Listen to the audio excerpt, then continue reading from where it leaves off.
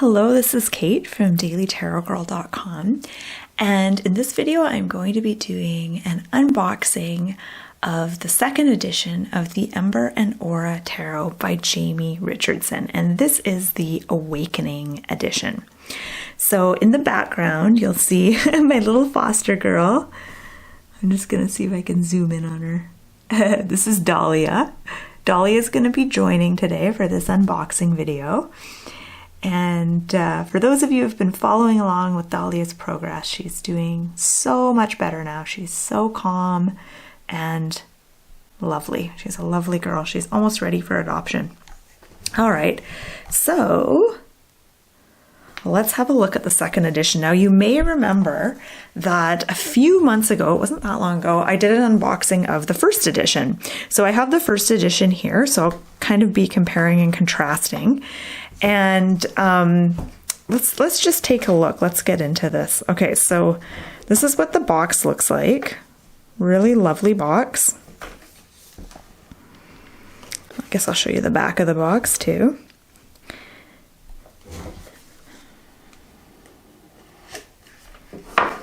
And the deck comes with a guidebook. Now, what I like about the Awakening edition is the first edition also came with a guidebook, but the guidebook doesn't fit into the box, so I had to have it separate, which was kind of a pain in the butt. So it's nice that the book fits inside the box here. So here's the guidebook. The guidebook has pictures of each card and lots of good info about each card.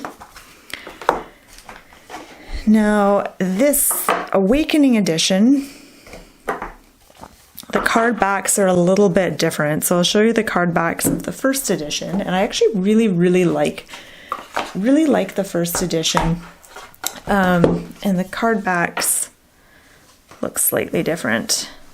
So the new edition has a border, the old edition, oh, actually it's a bit of a different design as well. Similar design, but slightly different.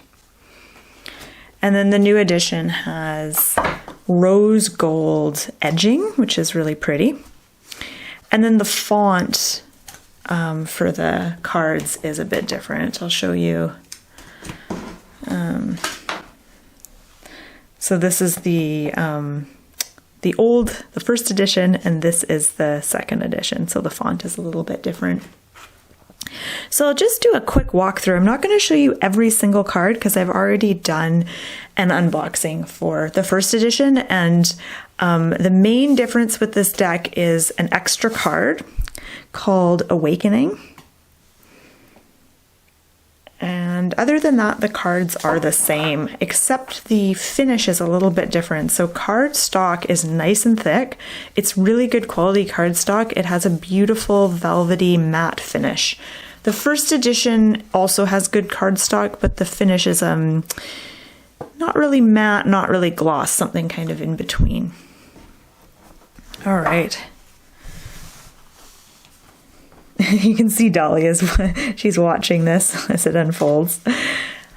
So I absolutely love this deck. I adore it. So I've had the first edition for a few months now. And I've only had the second edition maybe a week or two, and I haven't used it yet in any readings. But I've used the first edition in many readings, and I love it. I love the artwork. I love the simplicity of it. I've gotten a lot of really deep, helpful readings with this deck. I'm hoping my lighting's good. I'm just going to plug in my lamp here. Okay, that helped a little bit.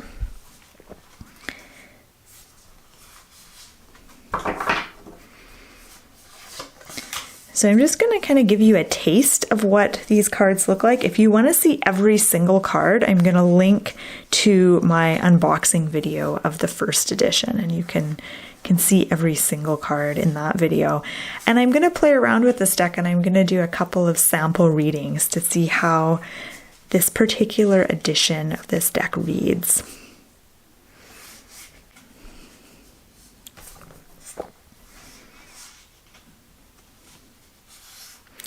I love the colors, and I don't know if it's going to come through well in video or not. I find decks always look prettier in person than in video, but the colors are lovely in this deck.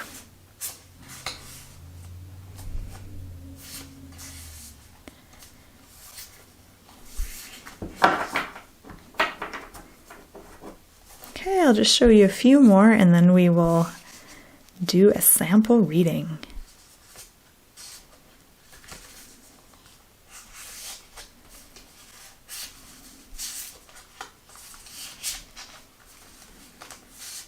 All right, so let's shuffle the cards. Now I find these cards, they remind me of an oracle deck in that they're sort of bigger than your average tarot deck. So I find them a little bit trickier to shuffle. So I have to kind of shuffle them like this.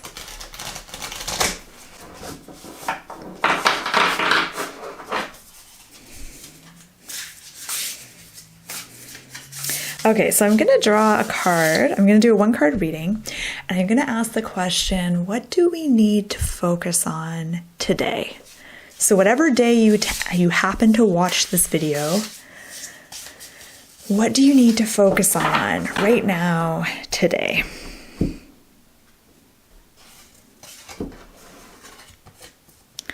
Okay, so we've got the Six of Swords. All right.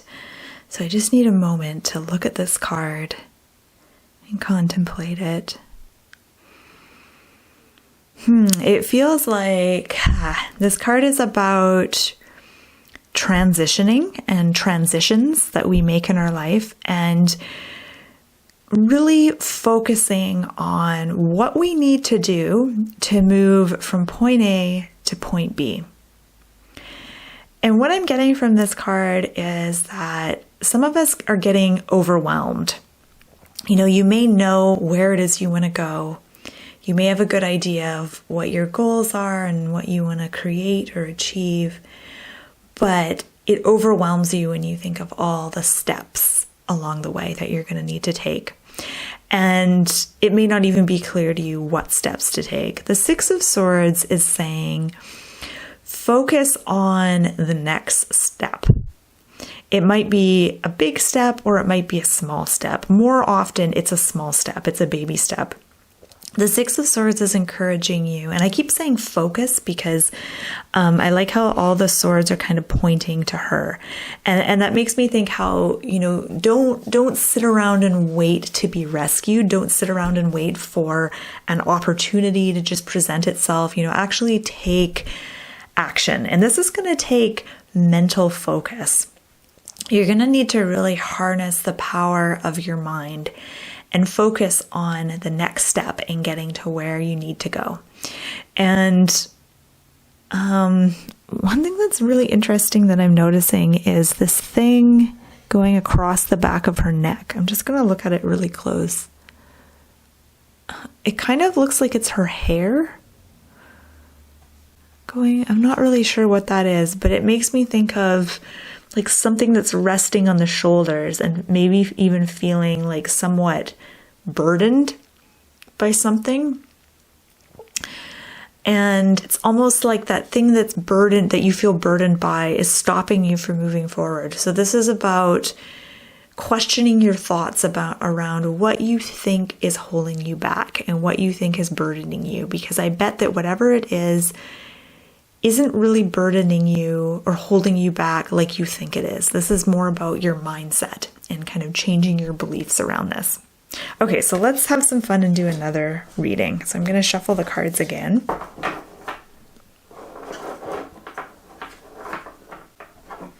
This time, I want you to think for a moment on a question that you might have for the cards. And I know it's going to be different for everyone, but just think about what you'd like to know. What question do you have for the cards? And I'm going to draw a card that hopefully will answer your question, or at least give you some insights into the question you asked. All right, so I'm going to choose this card. Ooh, the Hermit. Okay, I love it. That's one of my favorite cards. The Hermit. Look at Dahlia. She's, I'll just zoom in on her. She's like looking on. She's like, hey, what's going on? Okay. All right, so the Hermit. All right, so let me talk a little bit about the Hermit. The message of the Hermit is that you need to sequester yourself or go off alone so that you can meet with your inner wise woman or inner wise man, your inner wisdom. You have a tremendous wisdom inside of you. You have your intuition, you have your instincts, and you have a whole sea of psychic knowledge that most of us are not even really aware of most of the time. But you have all of this inside of you. And whenever you're trying to make a decision, or even if you're just trying to get some kind of insight or idea about how to move forward, it's always a good idea to meet with yourself, to meet with your inner wisdom and consult yourself on these things.